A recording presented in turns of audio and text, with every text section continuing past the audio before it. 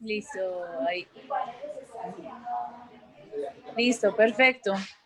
Bueno, muy buen día para todos. Estoy muy agradecida con esta invitación. Hago extensivo un saludo a todos los anfitriones de este evento académico. Y bueno, sé que tenemos poco tiempo, tenemos una horita, pero desde mi experiencia de la defensa en la Defensoría y desde el punto de vista del litigio particular, como directora del área penal del Bufet Astrid Carvajal Abogados, pues quiero darles a conocer cómo en Colombia se hacen los pedidos de detención preventiva o lo que nosotros llamamos las audiencias de solicitud de imposición de medida de aseguramiento. Si tienen alguna duda o alguna inquietud, no me incomoda, levantan la manito, piden el uso de la palabra y lo manejamos así de una manera súper tranquila, porque la idea es que juntos podamos empezar a conversar al respecto. No, lo primero que quiero decirles es que si quieres, pasemos de slide, cambiemos el slide. Hola. Ok. Cuando nosotros estamos trabajando en una audiencia de solicitud de imposición de medida de aseguramiento, lo primero que debemos tener en cuenta es que lo que nosotros hacemos acá en Colombia es que hay primero lo que primero nosotros tenemos es una audiencia de formulación de imputación.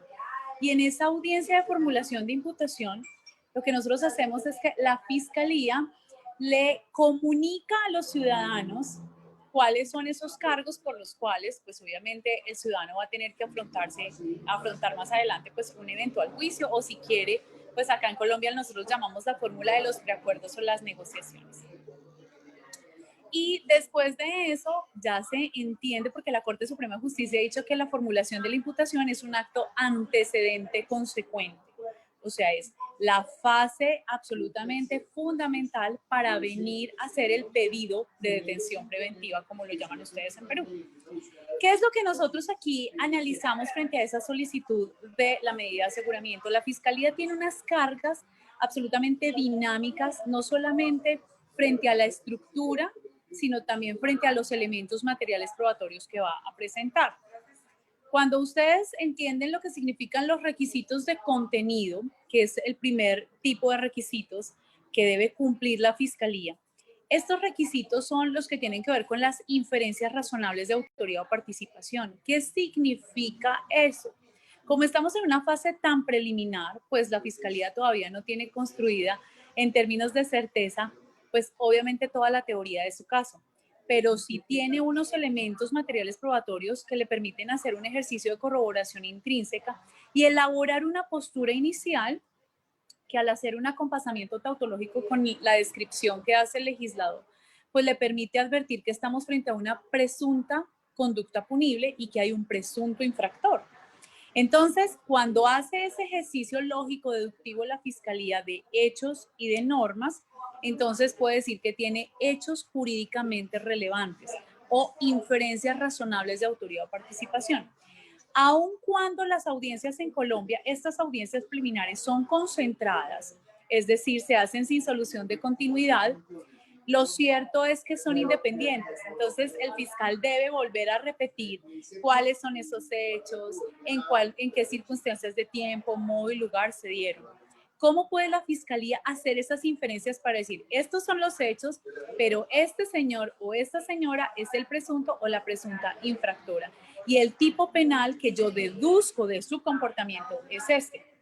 Ahora vienen los requisitos, perdón, esos son los requisitos de razonabilidad, perdón, esos son los requisitos de razonabilidad, de toda esa inferencia. Ahora vienen los requisitos de contenido. Los requisitos de contenido son los fines constitucionales que manejan ustedes, que manejamos nosotros, que se manejan en Uruguay, en Argentina, en Venezuela, en Ecuador, y que son exactamente los mismos. Y el primero es la obstrucción o el riesgo a la administración de justicia de que se pierda, se malogre, se tergiverse la información que tiene a su buen recaudo la fiscalía, que se puedan perder los testigos, que la información se pueda ver amenazada de alguna manera, que se puedan dañar documentos, perder documentos. Listo. La segunda es el peligro que la libertad de esa persona genere para la comunidad o para la víctima. Y aquí hay algo demasiado importante y es que no se trata de decir que el ciudadano es un peligroso, no, se trata de decir que su comportamiento en libertad puede generar un riesgo, que es un tema absolutamente distinto. El tercer criterio o requisito de contenido tiene que ver necesariamente con el riesgo de fuga o la posibilidad de que no comparezca a la actuación jurídico-procesal en lo sucesivo. Obviamente, para nosotros, la Corte Constitucional ha dicho que no basta solamente con hacer una postulación así como técnica, decir, y concurre entonces el requisito técnico o el fin constitucional de peligro para la comunidad. ¿Por qué? Porque cometió un homicidio, al parecer, porque tiene un arma de fuego, porque eso sería prejuzgar y eso sería advertir que el ciudadano es responsable. Lo que nosotros tenemos es que demostrar que muy a pesar de ese comportamiento insular del ciudadano, cuando él esté en libertad va a volver a cometer el mismo delito. La fiscalía tiene que acreditarlo y no es solamente de manera argumentativa. Por eso la Corte Constitucional dice que estas audiencias son esencialmente probatorias y consustancialmente argumentativas. Y yo les quiero advertir algo aquí. Unos son los elementos de prueba que tiene la fiscalía para hablar de las inferencias razonables. Entonces, tengo acá un informe de policía, tengo un video donde el ciudadano fue visto haciendo esto, aquello, tengo una entrevista, tengo un cheque firmado por él, lo que sea, tengo una evidencia de su comportamiento. Pero estos son elementos materiales con vocación demostrativa del recuento fáctico, de las proposiciones fácticas. Pero tienen que ser otros distintos, nuevos, los elementos probatorios de la fiscalía para hablar de los fines constitucionales, de por qué él no va a comparecer. Entonces, que yo diga, por ejemplo, no, mire, lo que pasa es que él no va a comparecer a la actuación porque vimos su pasaporte y tiene un tiquete ya comprado a través de tal aerolínea y se va a ir del país. Entonces yo me decía, no, vea que es que realmente él no quiere comparecer a la actuación. O que nosotros digamos, vea que hay unas interceptaciones de comunicaciones donde él está manifestando que es el líder de una banda organizada, de una organización criminal al margen de la ley, donde se comportan así, así, así, y así él esté en libertad o en el domicilio, pues va a ser un riesgo porque él telefónicamente puede seguir dando las órdenes. O que la víctima tenga una carta de amenaza. Entonces nosotros podemos decir, en libertad él puede materializar esas amenazas o esas advertencias ilícitas que le hizo a la presunta víctima. Entonces, por eso les insisto, unos son los elementos probatorios para una situación y otros para otra. Después de eso, obligatoriamente la Fiscalía debe hacer una sustentación del test de constitucionalidad. Y cuando nosotros hablamos del test de constitucionalidad, pues estamos hablando de todos esos presupuestos que nos indican que hay un principio de proporcionalidad en sentido lato, en sentido estricto, que hay un juicio de razonabilidad y hay un juicio de necesidad. Yo quisiera, por favor, que me ayudaras a pasar 2 slides más, por favor, Marco. Pasemos otro slide y ya ahora nos devolvemos a eso. Ok, ubiquémonos ahí.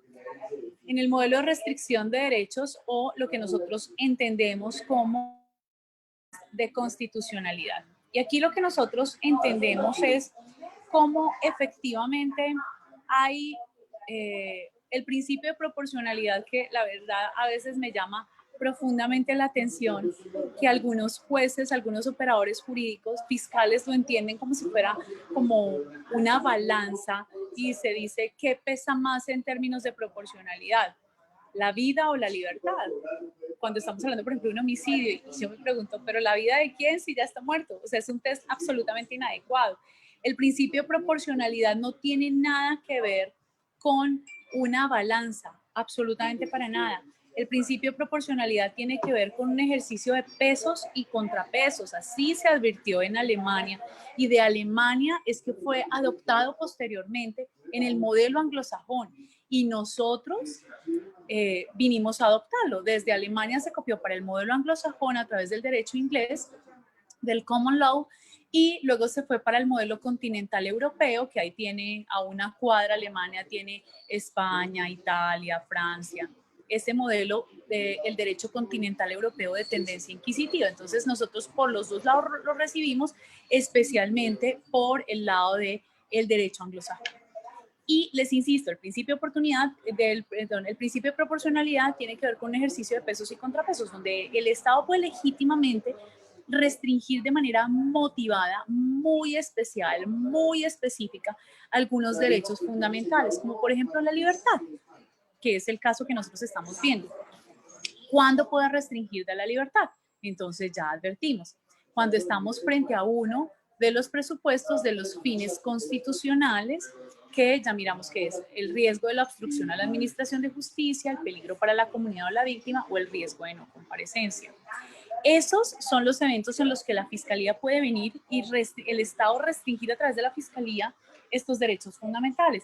Pero resulta que el ciudadano aquí en el ejercicio del contrapeso, y quiero que miren mi otra mano, puede venir a generar una repulsa y decir, no, un momentico, usted sí puede venir a restringirme, pero en este caso no. Aquí no se cumplen los eventos. Entonces, la proporcionalidad en sentido lato es el planteamiento del test de ponderación. ¿Qué es lo que yo voy en este momento a verificar? ¿Cuál de las dos garantías constitucionales pesa más? La garantía constitucional del Estado de sancionar y perseguir las conductas punibles, o el ciudadano de hacer efectiva y materializable sus derechos fundamentales. Ahora, esto en términos teóricos es maravilloso, pero cuando nosotros ahora hablamos de la proporcionalidad en sentido estricto, entonces ya nosotros tenemos que mirar, bueno, cómo se dan esas condiciones puntuales y específicas para poder decir que en este caso se puede restringir de la libertad. Entonces, vamos a mirar, por ejemplo, que estamos hablando de un delito de extorsión.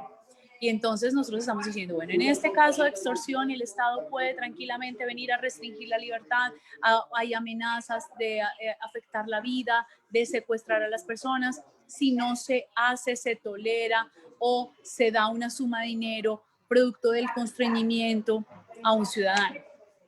Y entonces el Estado lo plantea así, derecho a restringir la libertad por el tema de la extorsión, y él va a decir, derecho a defenderme porque soy ciudadano y tengo un estatus de inocencia. Ahora, en sentido estricto, la Fiscalía va a decir, y su comportamiento en libertad puede ser peligroso, y por lo tanto nosotros advertimos que un requisito de contenido es el peligro de la comunidad, porque tenemos varias interceptaciones de comunicaciones donde amenaza a las personas, ha matado a varias de ellas, donde ha sido una persona que ha secuestrado, donde es una persona que ha cometido la conducta en varias oportunidades.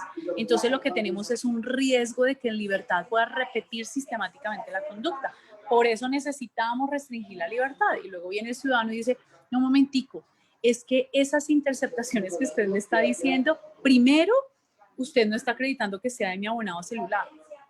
Usted no puede acreditar la portabilidad. Usted dice que tiene un número telefónico, pero el interceptado no era yo, el interceptado era otra persona. Y usted no ha acreditado en esta audiencia que ese sea mi abonado celular, que yo sea la persona que hablo, que las interceptaciones sean mías y que afecten realmente mi intimidad. O sea, que usted no puede decirme que por estas conversaciones me puede restringir el derecho a la libertad.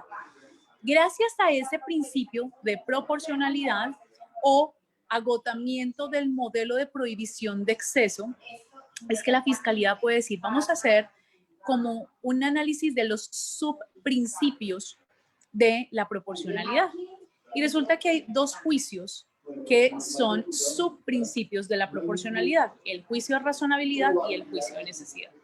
El juicio de razonabilidad tiene que ver con la adecuabilidad e idoneidad de la medida que debe ser susceptible de restricción para ese ciudadano en términos de pedimento de la detención. Puede que no necesariamente estemos hablando de una restricción intramural, sino que estemos hablando de una restricción en el domicilio, o tener un grillete de vigilancia electrónica, o decir que esté en libertad, pero no puede comparecer a tales lugares, no se puede comunicar con tales personas, no puede hacer tales actividades. Pero entonces eso implica que el fiscal diga, mire, si bien es cierto, yo podría solicitar una detención preventiva en establecimiento carcelario, lo cierto es que es una persona que es padre, es cabeza de familia, tiene 3 niños menores de edad, su esposa murió hace poco, él enviudó y no tiene quien le ayude a cuidar a los niños. O sea que para no afectar ese interés superior del niño, vamos a dejar que él esté en domiciliaria. Pero por el riesgo de la conducta le vamos a tener también un billete de vigilancia electrónica para que satelitalmente podamos saber dónde está y que no se va a mover de su domicilio. Pero todo con aras de proteger los derechos de los niños y que los niños pues no se van a quedar a su suerte abandonados. En este caso muy puntual. ¿Por qué es idónea? Entonces es razonable, pero ¿por qué es idónea y adecuada? Porque sí va a tener una restricción de la libertad, porque efectivamente él no puede comparecer a esos lugares a los que iba antes, porque en estos tiempos de pandemia pues le quedará absolutamente difícil reunirse con sus compañeros de andanza para plantear esas situaciones de naturaleza criminal. Y bueno, cada uno de esos argumentos. Ahora, el juicio de necesidad tiene que ver con el plexo de posibilidades que tiene la Fiscalía o el Ministerio Público para ustedes de decir cuáles son todas las posibilidades de restricción que tiene el ciudadano. ¿Cuáles? En la cárcel, en el domicilio, y tiene medidas no privativas de la libertad que van desde lo que les decía ahora, no salir a determinados sitios, tener una fianza o una caución o la prohibición de adelantar ciertas actividades. De todo ese plexo de posibilidades, el principio de necesidad o el juicio de necesidad lo que le indica al juez es cuál de todas estas es la menos lesiva. Siempre, siempre tiene que buscar el juez la menos lesiva. Y la menos lesiva, pero que cumpla en términos de eficacia el mismo fin propuesto que si estuviese en detención en un establecimiento carcelario. No sé si eso resulta claro. Y nosotros tenemos unas decisiones importantes que las he puesto en un slide que me gustaría que lo compartieras el siguiente, Marco, por favor.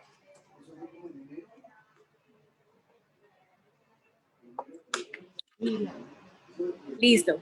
Y es algo que para nosotros, yo no lo he visto en la jurisprudencia peruana, pero para nosotros es el criterio de gradualidad. ¿Qué es el criterio de gradualidad?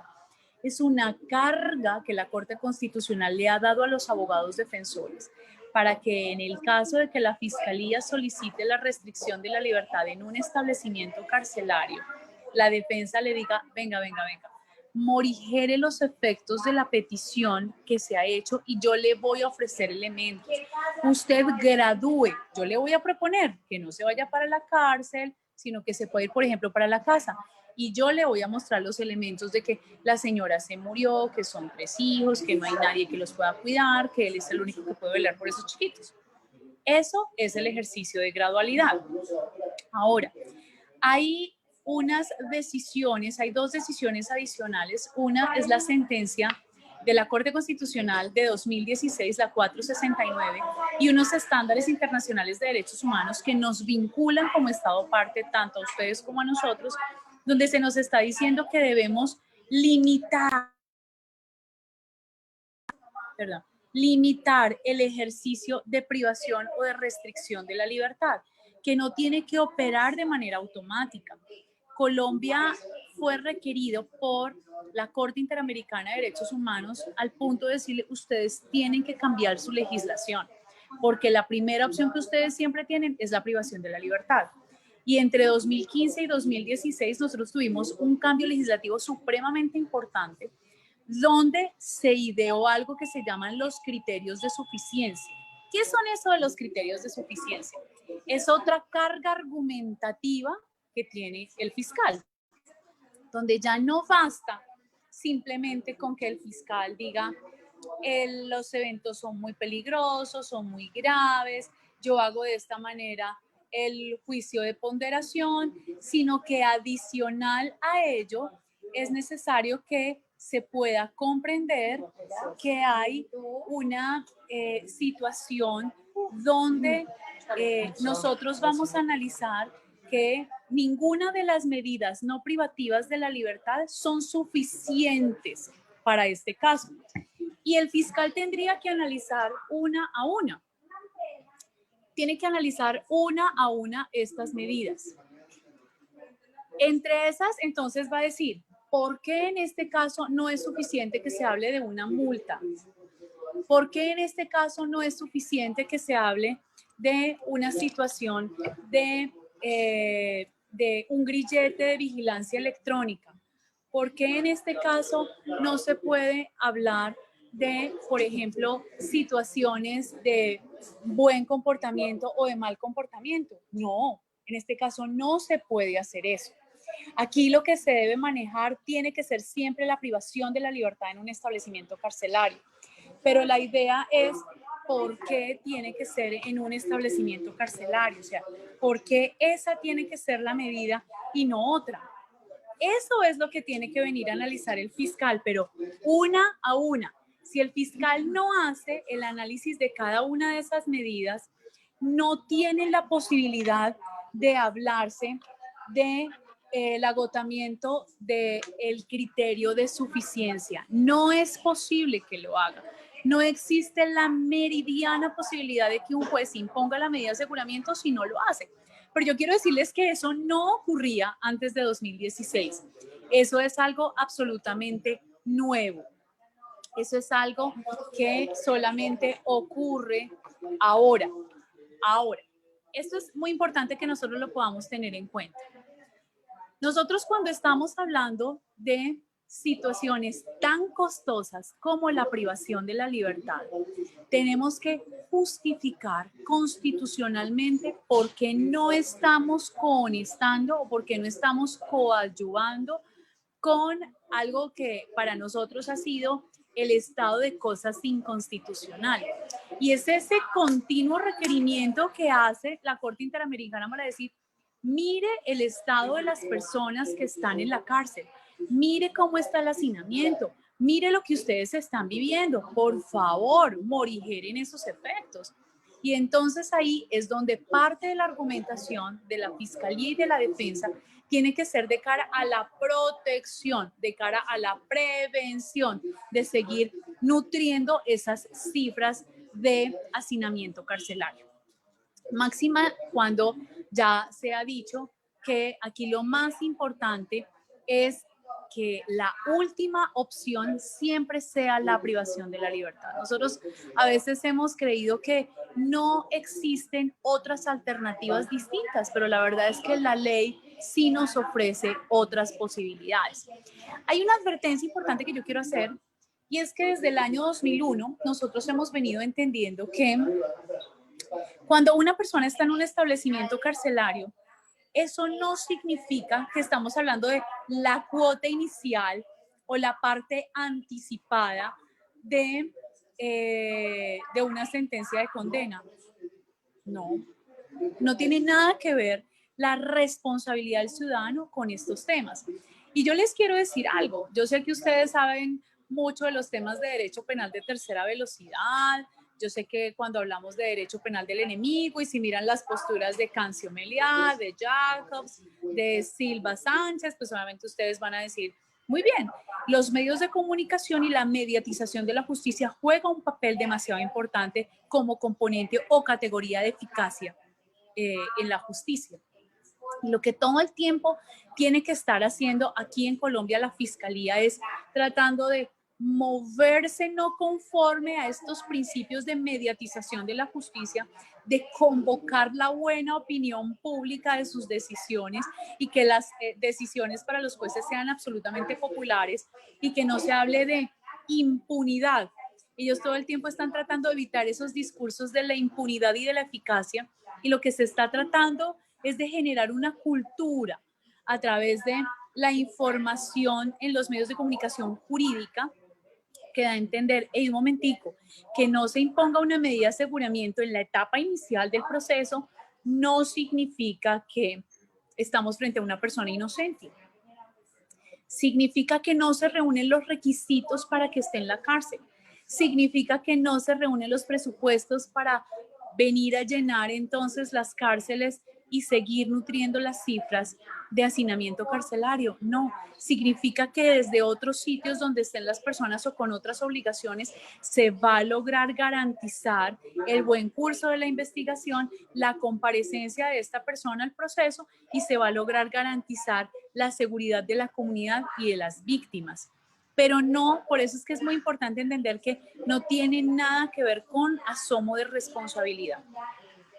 Aquí es para nosotros muy importante que nosotros deslindemos por completo ese tipo de conceptos. Uno, el de responsabilidad y dos, el tema de la inocencia.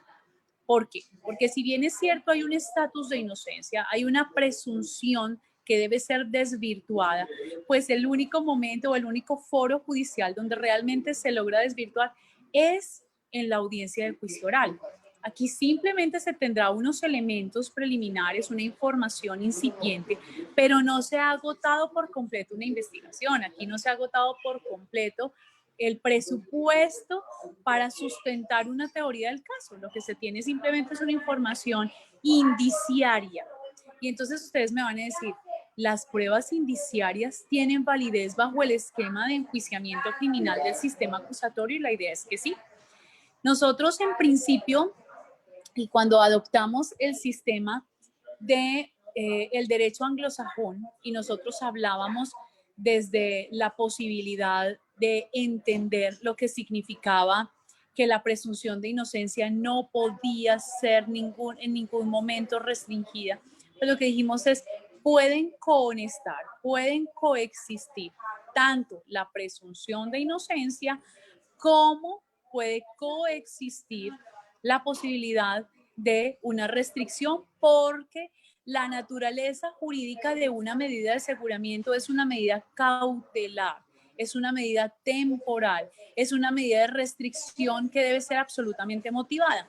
¿Por qué es tan delicado solicitar una medida de aseguramiento en disfavor de los intereses de una persona, máxime cuando estamos hablando de una restricción de la libertad? Si a esa persona el día de mañana la absuelven, ¿qué va a hacer? ¿Qué se les ocurre a ustedes que es lo primero que va a hacer? Demandar al Estado y decirle, aquí hubo una falla en la prestación del servicio de justicia. Yo presento una acción administrativa de reparación directa y yo demando al Estado rama judicial a este juez específico por haberme restringido la libertad. ¿Qué hacen los jueces? La fiscalía fue la que me lo pidió. ¿Y qué hacen los fiscales? Ah, no, es que la gravedad y entonces ahí es donde el Estado puede estar legitimado para adelantar acciones de repetición y meterle la mano al bolsillo ante a los jueces y a los fiscales por no sustentar adecuadamente esas medidas.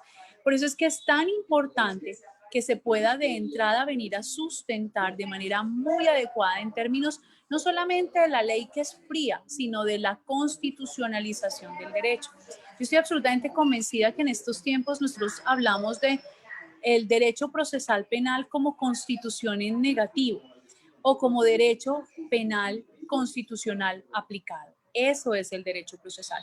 Y sé que ustedes me van a decir, bueno, todos hemos estudiado con el profesor Norberto Bobbio y él nos habla de los principios del derecho. ¿Cierto que sí? Y si ustedes recuerdan, uno de los mejores seguidores de el profesor Bobbio es Gustavo Zagrebelsky, que fue profesor de la Universidad de Turín en Italia y fue también presidente de la Corte Constitucional en Italia. Y él dijo, miren, estos son tiempos donde el derecho debe entenderse de manera dúctil. ¿Qué significa eso? Piensen ustedes en un bloque de oro que necesitamos convertirlo como en fibras conductoras de calor o de corriente o de energía. Y entonces eso necesita un proceso de maleabilidad. Eso tiene que ser el derecho, donde no es la circunstancia la que se pliegue a un estándar duro y rígido, sino que es el derecho el que se acopla a las necesidades puntuales de cada circunstancia. El derecho debe ser líquido y asumir la forma de la dinámica de los cambios sociales. Yo les quiero contar algo. En Colombia existe la posibilidad de que una persona, una niña que tenga 12 años o un joven que tenga 14 años pueda casarse. obviamente con la autorización de sus representantes, de sus padres. Y pueden casarse civilmente, no tienen ningún problema. Pero la ley penal nos dice, un menor de 14 años no tiene disponibilidad de su cuerpo en materia sexual. Entonces ahí es donde nosotros decimos, ¿cómo así? ¿Dónde está entonces la coherencia de la norma? Se puede casar, pero no puede disponer sexualmente de su cuerpo. Entonces solamente para tener una parejita adolescente, tener relaciones, tiene que estar casado. ¿Realmente será eso lo que se quiere entender? Y los jóvenes están entendiendo eso, un niño de 18, un chico de 18 con una niña de 13, y entonces, ¿cómo así? Es que no podía tener relaciones sexuales con ella porque no podía, así sean consentidas, así sean voluntarias, así sean producto de su relación de noviazgo. No se puede porque la niña no puede tener disponibilidad de su cuerpo en materia sexual. Esas son de las circunstancias donde nosotros venimos a decir, ahí es donde el derecho tiene que venir a ser dúctil. Y más allá de que nosotros logremos acreditar como defensores, oiga, venga, aquí hay un error de tipo, porque él no está logrando comprender y ellos no están logrando comprender, uno, que hay un daño potencial de una conducta en términos de antijuridicidad material de la conducta, y dos, ellos no están logrando entender que hay un asomo de tipicidad por el componente de la edad. Así las cosas, lo que nosotros hemos entendido es que en estas audiencias de restricción de la libertad, no solamente debe darse el componente legal, el componente constitucional, sino el componente dogmático y probatorio. Si hay un momento, incluso yo les quiero decir, nosotros a veces estamos acostumbrados, bueno, ustedes son muy chiquitos, son muy jóvenes, a ustedes no les tocó las prácticas anteriores de hablar de los memoriales y los escritos largos donde los abogados presentábamos la retórica de los discursos para que la gente no fuera privada de la libertad y se restableciera su derecho. Ahora ustedes se dan cuenta que todo es súper dinámico, todo es oral, todo es adversativo en términos de paridad e igualdad. Pero cuando nosotros antes presentábamos esos discursos, pues obviamente lo hacíamos bajo el entendido de y la cita dogmática y lo que dijo Carrara y hablábamos de las escuelas, ¿cierto? Y algunos fiscales o jueces leían, otros ni leían y se pasaban todos y se iban al sumum del argumento en la parte sustancial. Nosotros ahora, bajo este esquema de oralidad, no tenemos la posibilidad de hacer las mismas citas de Carrara, todo el componente de las escuelas jurídico-penales, de hablar de la dogmática. Nosotros ya no tenemos esas posibilidades, por eso tenemos que hacer unas glosas muy puntuales, porque aquí es muy importante no ofender la inteligencia de los jueces. Y si, Natalie, ¿tú tienes alguna inquietud?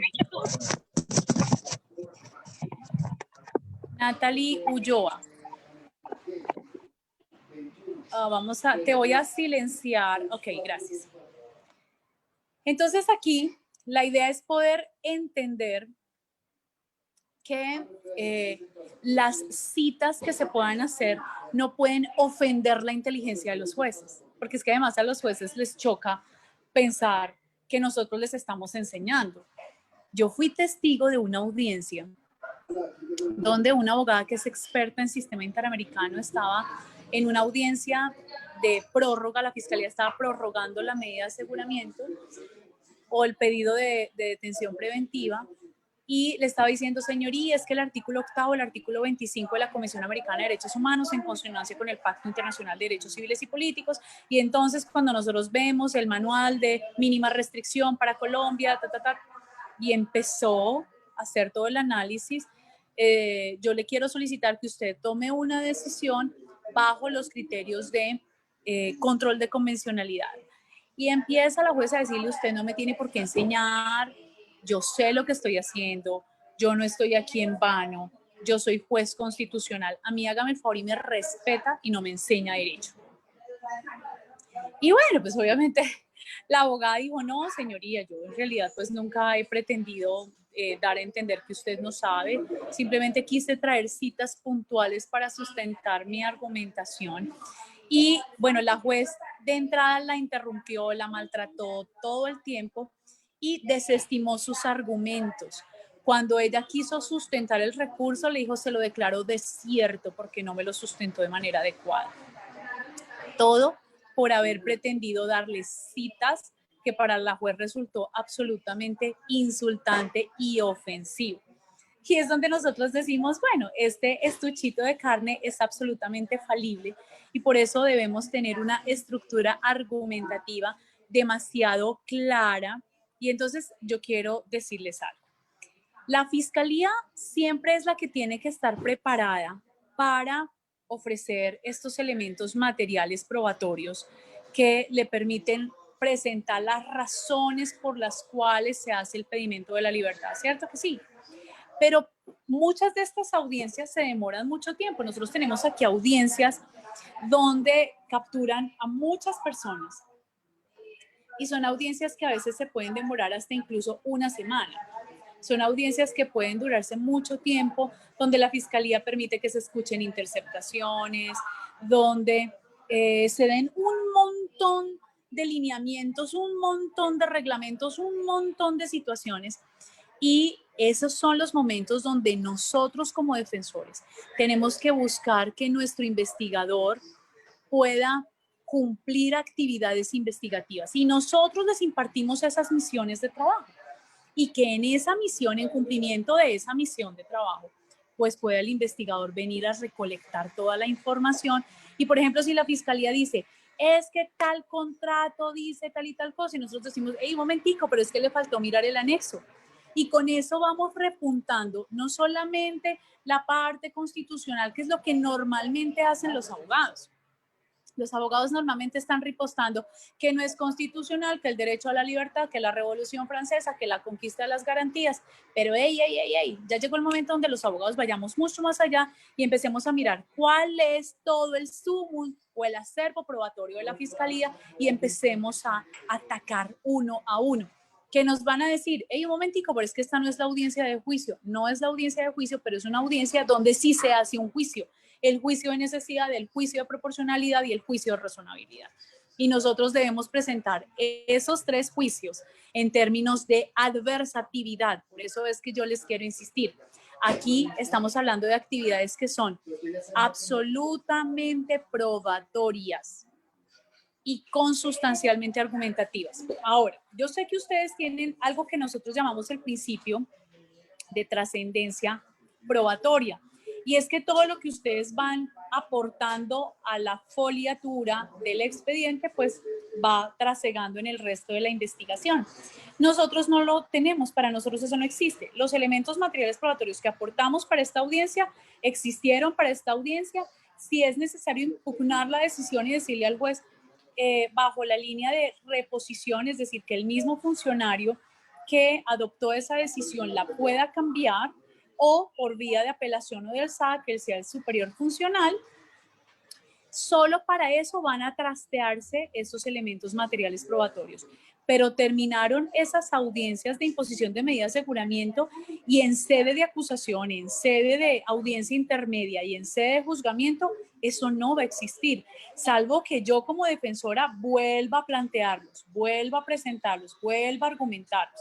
Ahora, ese es el pedimento de detención preventiva.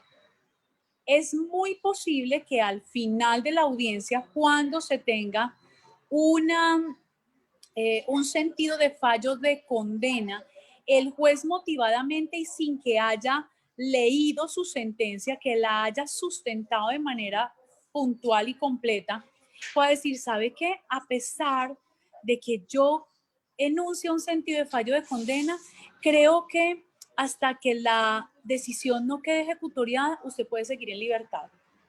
Yo le voy a permitir porque hay unos elementos importantes. Usted está trabajando, ha tenido una buena comparecencia, ha seguido haciendo esto, aquello.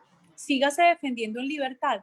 Pero ese es un tema absolutamente discrecional de los jueces. Hay otros que dicen, por el contrario, usted está privado de la libertad, anuncia un sentido de fallo condenatorio y tiene que seguir en libertad. Entonces, lo que usted ha estado en el domicilio o en el establecimiento carcelario se le va a entender como parte de la pena purgada. En otras oportunidades, personas que tienen medidas no restrictivas de la libertad en establecimiento carcelario tienen la posibilidad, de acuerdo con eso que decía el juez, de decir, sale del domicilio y se va para la cárcel. Son esas las tres posibilidades que tiene el juez, pero es un tema absolutamente discrecional.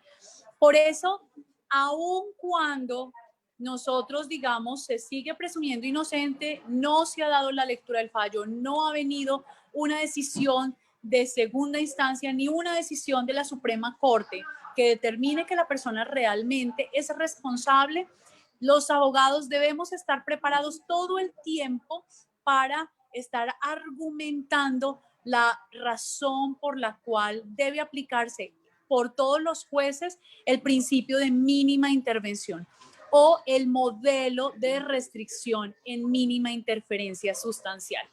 Eso que ustedes encuentran sustentado en el derecho alemán, pues es algo que nosotros definitivamente tenemos que usar porque es el mejor modelo constitucional que ustedes encuentran a la hora de hablar de la medida de detención preventiva. Yo quisiera, Marco, que nos fuéramos otra vez, por favor, a el segundo slide, al que habla de estructura, eso.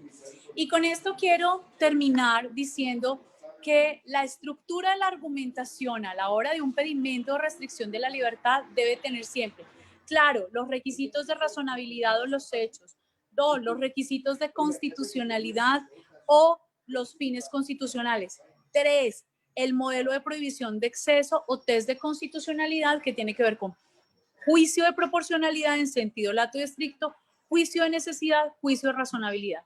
Cuatro, los criterios de suficiencia, es decir, el análisis de una a una de las medidas no privativas de la libertad bajo el entendido de por qué no es suficiente para este caso puntual. Y quinto, la petición. ¿Y por qué les puse la petición? Vamos al último slide, por favor. Gracias. Es porque me he dado cuenta que a veces las audiencias se demoran y en el fragor de la argumentación a los abogados se les olvida pedir. Se les olvidó. Entonces el juez resolvió y dijo, bueno, la defensa en realidad no me pidió nada, me dio argumentaciones donde se oponía a la restricción de la libertad, me dio argumentaciones donde me daba a entender que le diera la domiciliaria, pero no me lo dijo de una manera clara, me habló de la posibilidad de pagar una fianza, pero no me lo dijo de manera clara. Entonces, hey, no se les olvide que se desestimen los argumentos de la Fiscalía y la Procuraduría si efectivamente ha intervenido, que se abstenga de imponer una medida de aseguramiento y por último que se ordene inmediatamente el restablecimiento de la libertad como garantía conculcada en esta sede. Bueno, nos quedan exactamente 13 minuticos para cumplir esta hora y quiero que me dejen saber si tienen alguna inquietud, alguna duda sobre cómo funciona en Colombia el pedimento de la libertad, de restricción de la libertad. A ver, no veo ninguna manito levantada, no veo ninguna inquietud.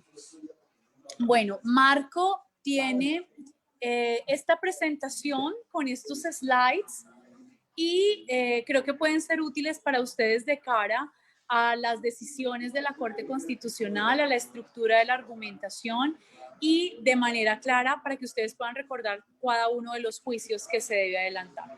Si no tienen más inquietudes, para mí ha sido un placer entonces haber sido invitada por ACODEM, el derecho en serio, y les mando un abrazo fuerte y cualquier inquietud, cualquier duda desde Colombia, estamos absolutamente prestos para ayudarles. Nosotros trabajamos mucho con Perú desde la agencia Barroli y bueno, lo que necesiten, estamos con todo el amor y la disposición para servirles.